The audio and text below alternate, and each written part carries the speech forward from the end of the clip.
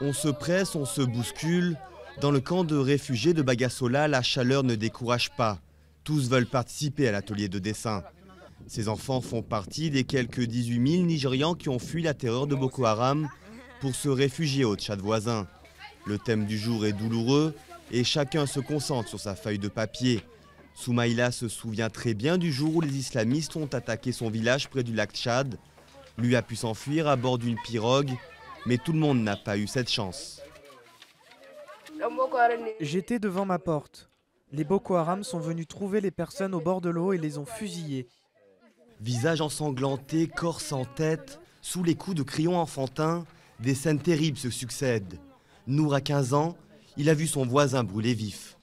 Un Boko Haram l'a enfermé dans sa maison. L'homme a essayé de sortir, mais ils ont mis le feu à sa maison. Chaque après-midi, après l'école, l'UNICEF accueille des jeunes par centaines. Au programme football, ateliers dessin ou encore séances de tricot, ils viennent parfois de régions différentes et ne parlent pas tous la même langue. Pour ces enfants déboussolés, retrouver une vie normale est un défi.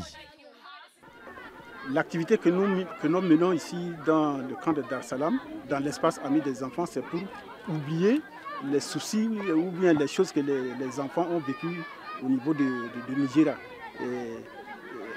D'autres qui ont des traumatismes, on s'approche auprès d'eux avec des langages thérapeutiques.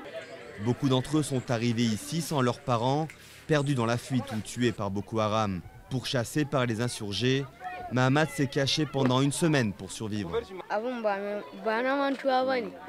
ne pourrai jamais oublier ce que j'ai vu là-bas. Il y a même des enfants qui sont nés en route pendant la fuite. Quand je croise ces enfants dans le camp, je ne peux pas m'empêcher d'y repenser. Mahamat et tous ses camarades n'espèrent qu'une chose, rentrer un jour au Nigeria et retrouver leur famille.